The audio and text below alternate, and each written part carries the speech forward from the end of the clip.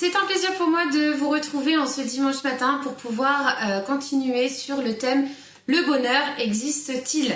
Parce que c'est une grande question et une question qui concerne, je pense, les milliards d'êtres humains qui sont sur la Terre, puisqu'il n'y a pas une seule personne qui a, à mon avis, envie de vivre dans le malheur, du début jusqu'à la fin. Et la semaine dernière, donc avec Christiane, on a vu la définition de ce qu'était le bonheur d'après le petit Larousse.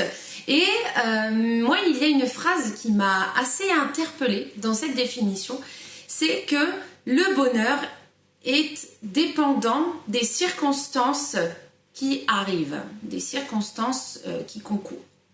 Et c'est quand même quelque chose qui me fait réfléchir parce que je me dis, ok, donc si tout va bien, je suis heureux, si ça va pas, je suis malheureux. Jusque-là, il n'y a rien d'étrange dans ce que je dis et c'est plutôt ce qu'on vit, je pense, généralement.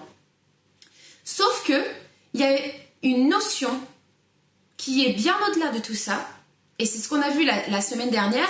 Christiane nous partageait justement qu'il y a une notion de vrai bonheur et que ce vrai bonheur est intimement lié à Dieu, qu'il dépend de notre relation avec Dieu, de l'intimité que nous avons avec lui, qu'il découle de tout ce que nous découvrons dans sa parole. Donc à nouveau, c'est assez vaste comme sujet, c'est assez vaste même comme réponse. Oui, il existe le vrai bonheur et tu le trouveras dans un bouquin.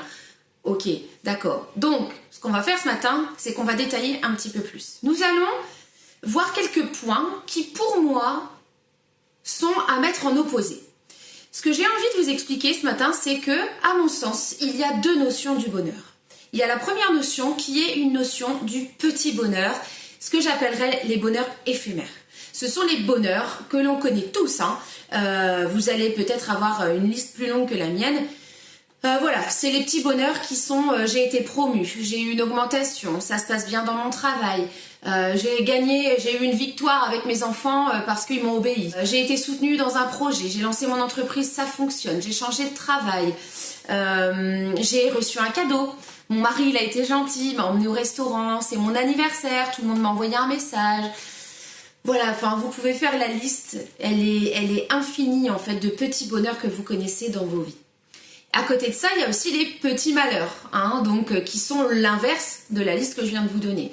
Ça va pas avec mes collègues de travail, j'en ai marre de mon boulot, c'est dur à la maison, avec mon mari ça se passe pas bien, les enfants sont compliqués, j'ai des problèmes financiers, je sais pas comment on va s'en sortir, comment on va boucler les fins de mois, j'aimerais pouvoir partir en vacances, mais j'y arrive pas, mes voisins sont pénibles, le Covid, il y en a ras-le-bol, le vaccin, je le fais pas, du coup ça me rend pas bien. Vous voyez, je vous essaie de vous donner plein de sujets qui peuvent venir altérer notre bonheur. Les petits malheurs qui peuvent venir altérer les petits bonheurs. Et qu'est-ce qu'elle nous dit la Bible à ce propos? Finalement, tous ces bonheurs, on les vit, on les prend. En tant que chrétien, on est très heureux de pouvoir en bénéficier. Moi la première, c'est vrai que tout ça est très agréable quand c'est les petits bonheurs. Mais la Bible, elle nous parle quand même que tout ce qui vient du monde, c'est vanité des vanités. Finalement, être promu dans son travail, toutes ces choses que je vous ai listées, sont des choses qui ne doivent pas réguler notre bonheur. Ça vient un petit peu améliorer la qualité de vie, on est d'accord. Tout comme être malade et souffrir, avoir des épreuves, avoir des moments difficiles dans la vie, vient c'est vrai, détériorer la qualité de vie. Ça, on est bien d'accord. Mais maintenant, quand on met en parallèle le vrai bonheur, le en majuscule et le véritable bonheur, là, on va découvrir qu'il est totalement indépendant de tous ces petits bonheurs. Ce n'est pas un bonheur éphémère. Ce n'est pas un bonheur, qui vient, qui part. Non, c'est un bonheur permanent. Un bonheur qui ne dépend pas des circonstances. Un bonheur qui ne dépend que de la liberté que nous avons en Jésus. Quand Jésus est mort à la croix, il a tout pris, il nous a libérés, il nous a affranchis. Et son esprit aujourd'hui qui est en nous, il est là il est avec nous, il nous accompagne. Et il nous accompagne dans les petits bonheurs, dans les petits malheurs, dans les gros bonheurs, dans les gros malheurs. Mais en aucun cas, il ne doit venir altérer notre bonheur. Le vrai bonheur. Alors à la question, le bonheur existe-t-il? Je réponds oui, le vrai bonheur existe. Et c'est ce bonheur qui fait que, on va prendre des exemples très concrets, que quand je suis dans le deuil, on aura des exemples de témoignages qui viendront par la suite, je peux avoir la joie au fond de moi. C'est possible et en tout cas on le découvrira. Quand je suis dans la difficulté financière, je ne perds pas la joie qui est au fond de moi, qui est un fruit de l'esprit. Quand je suis dans des moments difficiles, et là c'est à vous maintenant de saisir la situation difficile de vos vies. Qu'est-ce qui fait qu'aujourd'hui vous n'êtes pas bien, ou demain, ou il y a 2 jours? Qu'est-ce qui fait que vous n'arrivez pas à sourire aujourd'hui, que vous êtes abattu? Saisissez cette situation et confrontez-la à la parole de Dieu. Confrontez-la à Jésus qui vous dit « Mais moi je t'ai affranchi de tout. Je t'ai affranchi du péché. Et je suis là aujourd'hui pour que tu survoles ces choses, que tu aies un œil au-dessus de la situation. » Vous voyez, par exemple, je vais prendre une situation où vous avez un problème financier. Et c'est difficile de boucler les fins de mois. D'accord? Ça arrive, c'est au moins arrivé peut-être à quasiment tout le monde, au moins une fois. Et vous êtes là et vous vous posez des questions. Vous savez pas, mais comment je vais m'en sortir? Comment on va finir le mois? Comment on va pouvoir remplir le frigo? Comment je vais pouvoir bien nourrir mes enfants? Acheter les vêtements? Enfin, tous les frais qui sont liés à vos vies. C'est pénible, c'est une situation difficile. C'est une situation qui va faire que vous allez réfléchir et que du coup, vous n'êtes pas en train de nager à ce moment-là dans le bonheur. Vous vous dites, waouh!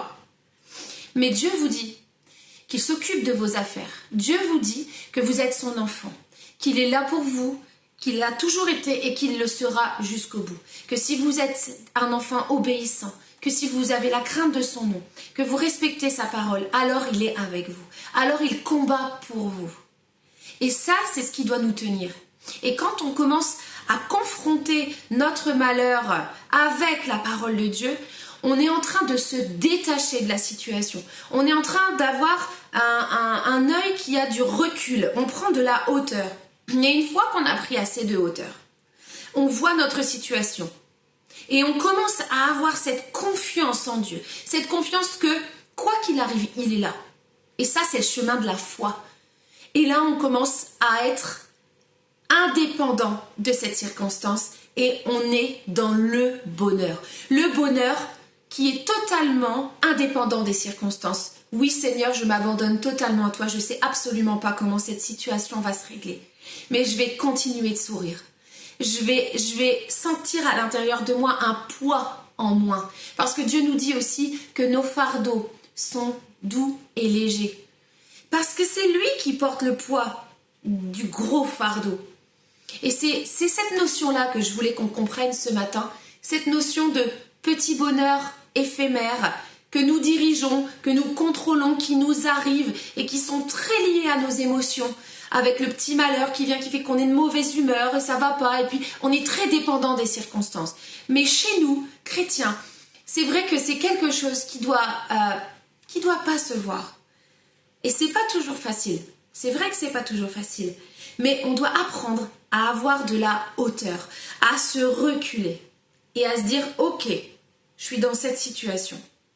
Mais maintenant, Seigneur, tu vas gérer. » Et après, Dieu, il rentre avec vous et vous allez voir comment les choses se règlent. Mais dans tous les cas, quand vous sentez que vous commencez à être abattu, commencez à vous dire que non. Vous êtes aussi les bénéficiaires du vrai bonheur. Et ce vrai bonheur, comme le disait Christiane la semaine dernière, est accessible à tous ceux qui aiment Dieu, parce que le bien concourt pour vous.